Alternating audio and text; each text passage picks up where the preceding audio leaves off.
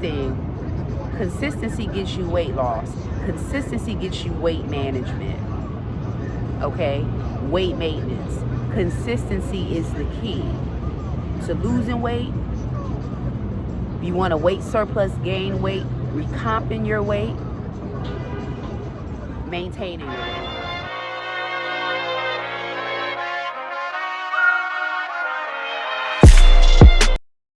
It's Jasmine Nicole, and welcome to Weight with Jazz, a safe space for the obese, the overweight, those who just want to lose weight, and myself to share our weight journeys and a little bit of my life too. The reasons why I do 1 meal a day. 1 meal a day works for me. I was able to drop 115 pounds from doing 1 meal a day, intermittent fasting. 1 meal a day is more essential to me than the other variations of fasting because it reduces my eating time into one period, one sitting for one major meal. With 1 meal a day, for me, it means that I do not have to worry about my body breaking down a major meal more than one time. I have digestion issues. So 1 meal a day has seemed to work well with me when it comes to digestion. Technically, I have a snack late night. I don't factor that as a meal because it's a late night snack for me. But my hardcore meal that includes every bit of my macronutrients is eaten 1 time a day. My solid, full, satiated meal. Then later on, late night, I have me a little itch for a midnight snack or a late night snack, and it's always factored into my macros for the day. I've been doing it for a long time. I'm not going to stop doing it because I like to have my indulgences. I'm living life in this body, in maintenance. And because I'm in maintenance, doesn't mean I need to restrict myself entirely from the things that do give me food fulfillment. It's just eating them in moderation, factoring them in manipulatively within your routine, your macro routine, so that you don't gain weight, so you maintain your weight, so you continue to lose weight if you're in the losing weight phase. At this time, I'm not in the losing weight phase, but I am in the body recompositioning phase. So with the body recompositioning phase, it's still focused on nutrients and macros that goes into my body. But it's also heightened focus on physical fitness, but specific detailed physical fitness in certain areas of my body, targeting certain areas of my body for certain results. I want toned results. I want toned results on a different level that I've never seen before. So y'all, this is a major transformation for me, and I'm excited to broadcast it on YouTube as I go through each phase. You know, this wasn't the end. I know to some people, they're like, okay, you lost weight, you're done. Why do we want to keep seeing or hearing content from you, whether through here or through some other type of outlet, Facebook, Instagram, whatever. It's because that was just the beginning phase for me. This is a fat to fit transformation. I was fat. Please don't take the term offensively, because I'm calling myself that. I mean, I'm not calling anyone else that, so please understand the context in which I'm coming from as far as the concept right now of what I'm doing. So I went from fat, and I'm trying to get to fit. Almost there. I lost a drastic amount of weight, right? 154 pounds. However, there's still work that needs to be done in areas, recomp work. No matter how much try to hit every point, with protein and weight training. I've been weight training since the beginning of this. I've been weight training since the beginning of this journey on the GLP1. I've been weight training. So it's 19 plus weeks. Okay, I've done specific weight training. I've done specific glute activation exercises done in a certain sequence. Yeah, and just continue a repetitious routine that I did 5, sometimes 6 days a week, just depending on how I feel. But definitely make sure I hit at least 5 times a week. Do you think that would have kind of like sealed up the toning effects as the weight comes off? No, that it does not. I'm telling you from my experience, it does not necessarily do that. Everybody doesn't get the weight to come off and then their body snap back in a certain way like that. Even with the incorporation of weight training and all of that, like, you have to really put work in sometimes beyond a time point, like long term. Like when you go into recomping and really trying to build, craft, sculpt your body, that can take up to 6 months to a year. You have to like really put work in, do diligent exercises, be consistent, because that's one thing. Consistency gets you weight loss. Consistency gets you weight management. Okay, weight maintenance. Consistency is the key to losing weight. If you want a weight surplus, gain weight, recomping your weight, maintaining your weight, there needs to be a system of routine, which is consistency. You can't have a routine without consistency, because it needs to be repeated many times. And I have no problem with it. I never have. I've always been a systematic, routine type person. I prefer to get up super early in the morning, but that's just because I want to make sure I get everything done that I need to get done for the day. I have a routine itinerary.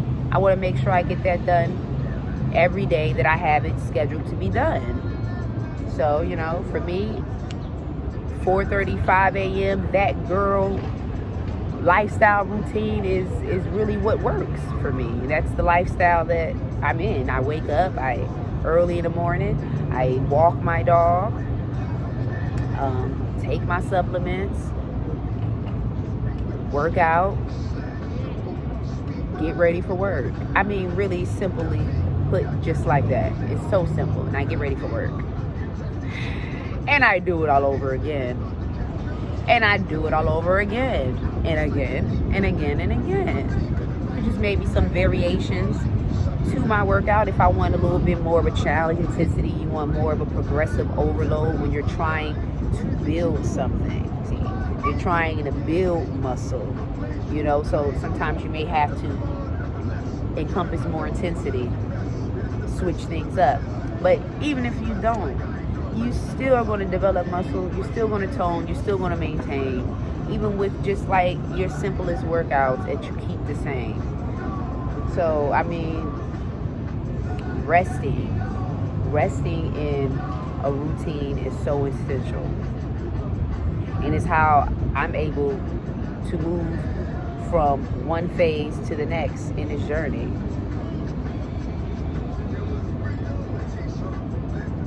But side note, y'all, I'm feeling slim. Your girl is feeling slim. I am feeling slim, okay? And loving every bit of it. I'm loving every bit of it. Loving the way I'm looking at my suits. Just, yeah. You know, may have some little downsides, you know, because you got to still put in some work with recomping. But I'm excited about that because that's opening up a new lane for me. Most people, they're just worried about getting the weight off. They really don't worry about toning their body and getting to a certain level. Like, I feel like I'm progressing past the just basic drop the pounds, do some minor resistant training just to get enough of a tone, then quit, and possibly stuff comes back. Like I'm like so far from that, and I don't want that anymore. It's like now I want to explore into being more fit. I want to see what that life like, you know. I want to see what it's like to have a more defined stomach, as I see my stomach, or the indention of my stomach abs slightly coming in. You're seeing things form, and that makes me excited. It makes me want to work harder to see what more results will I get. So like, this is not over for me. This is just the beginning. I'm doing so much. I plan to take y'all along on a ride. Hopefully you stick around, you know, because this is my life, and I want to benefit the most out of it. I want to enjoy it. I'm in the right setting. I'm in a new me. You know what I'm saying? I'm in a better environment. I'm winning. I really feel like I'm winning. And I want to continue to win. And I want you to win in whatever that you're doing in life. Whether it's related to weight loss or not. Accomplish your goals. Make your moves. Do what's best for you all the time. Put you first. Always put you first.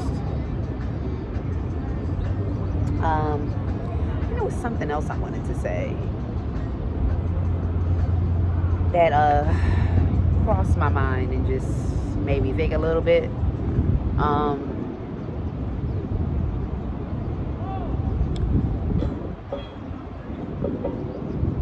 Acceptance of yourself, accepting that, you know, you're in a new you.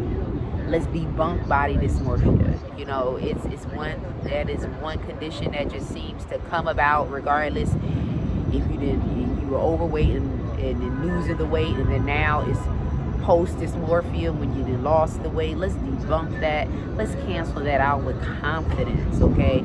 Confidence and self-acceptance on what you have accomplished. Even if you didn't accomplish anything, just self-acceptance in yourself, knowing that you made a decision and are ready to move forward in a better health and better body.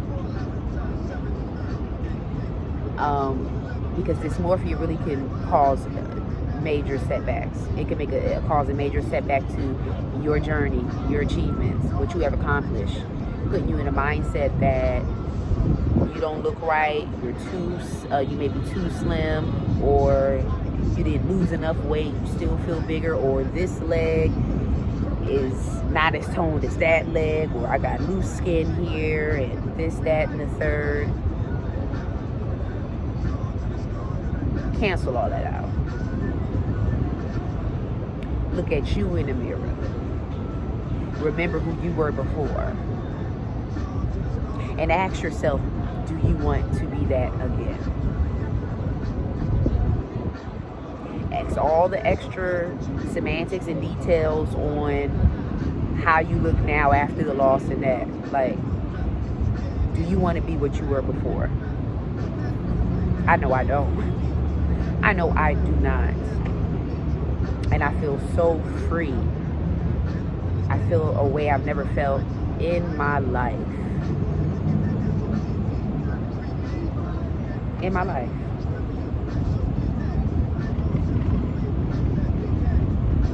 I have so much control. It's amazing that this has finally happened for me. After years, decades of being unhappy in a body that was not for me. Now I have adopted permanent lifestyle changes that would never leave from me. This is like set in me now. It would never part from me. So I don't see myself reverting back. And even reverting back, definitely not reverting back drastically. Because I'm too grounded in my routine, and my lifestyle changes the way that I eat. I know what my body likes, and there are foods that I just pretty much put on the back burner, you know? It just don't work for me like that. What I have noticed since being on vacation, that even on the light dose that I'm on, you know, the split dose, is that I like my sweets. I do like candy, but I don't really like high sugar candy like that, if that makes sense. Like, I was trying to eat a Kit Kat yesterday. I not a whole Kit Kat, one of the mini Kit Kats. I started eating it, and it's just, I don't know, it started throwing me off. I'm like, it's like a sugar kick that threw me off. I'd rather have my sugar-free candy, my stevia Stouffer's candy or whatever. Like, I was like, I process the sugar-free candy better than the full sugar-induced candy. And then I felt more fulfilled, and I felt more satiated. People may disagree with that because it's artificial, some part of an artificial sweetener, and just stick with regular sugar, this, that, and the third. But do what works for you, boo. I'm gonna do what works for me in my digestive system, in my weight management. I don't want to gain weight just because I want to consume regular sugar. Like, so who am I trying to prove something to? That's the thing. Like, in this journey, in your life in general, stop trying to make accommodations to other people's judgments. Take people's recommendations, yes. Do you necessarily have to apply them? No. I apply what works for me. And if something has been working for me for a long time, apparently, clearly, that's something that I don't need to stop. So, like, I'm just saying that to say, like, I would never stop fasting. I can't imagine myself stopping fasting. It's so ingrained in my routine. My body, it's like my body craves that period. It's automatically expecting that period that I do fast. It just does. Like, if I try to eat during my fast time, like, I'm not going to eat as much anyway. I'm not. My craving is turned off. I don't have a hunger. I don't have a satiation trigger to want to eat because I'm used to fasting at that period. And then my hunger and my satiation cues kick in after, kick in later. Because once you have kind of like routine your body, you systemize your body, like muscle memory is when you don't work out anymore, your body still remembers. Muscle memory, that's the idea. You can kick right back in to your regimen without too much of a lapse. Same goes with this fasting thing. My body is conditioned. It's automatically expecting me to not eat at a period. So when I do eat at that period, it's not going to be at a regular volume at all. Because my body is used to being suppressed at that time and then being unsuppressed at a different time when it's time to refeed. That's how that works for me. I'm not like trying to like talk y'all ear off or intermittent fasting, but I just came on here and just wanted to give you guys just an open chit chat about weight, what's going on in my mind for today. That's pretty much it. This is a freelance type of video today. Please still feel free to tap in and let me know what's going on, y'all, in your journey. What is going on? Give me some updates. I live for this. I like to do content about weight. This is Weight with Jazz. Everything relative to weight. And I'm always going to deliver some content because weight is always a prominent factor. It will always be a prominent factor in my life as I'm just maneuvering and discovering things, and I want to share. I do want to do some what I eat a day videos and all. Like, it's some stuff coming down the pipeline, and I'm trying to get myself together for some further creation, you guys, because I just love to see my journey play out in real time by me posting it on YouTube. It's a document. It's like a docu-series for me, and I can keep it forever as long as this channel is up. So I'm here for it. I'm here for all things weight. So many other topics I really want to bring into play that that could be interesting. You know, peptides in general. Not saying I'm endorsing or promoting peptides, but just the awareness and knowledge of peptide industry in general. You know, not just the peptides that we were pretty much exposed to through GLP1. You know, the glucagon-like peptide 1. Not just that, but the other peptides that have been around for years and years and years, that primarily people in the fitness industry has tapped into. Peptides that burn fat, that helps build muscle, this type of stuff. I mean, not things that I'm indulging in, but it's just good to just know information. And I see the different levels that people achieve when it comes to fitness. Some naturally, some from roids. I would never get into roids, but it's interesting to see what certain type of peptides and other types of weight loss, weight management, muscle gain or muscle management medications do for people in different genres. People in the fitness industry, people in the non-fitness industry. But peptides have been heavily used by fitness folks for a long time. And it's just like we just peep win with specifically Tirzepatide and Semaglutide as, you know, the only peptides around. Like I said, I do not endorse the use of any other peptides, but if you just want some information, I mean, fill up on information on it. Information is power, it's free, and it's fulfilling. It's intriguing. So I've been dipping and dabbing in all things, like I said, weight related, fitness related, just to kind of expand my knowledge.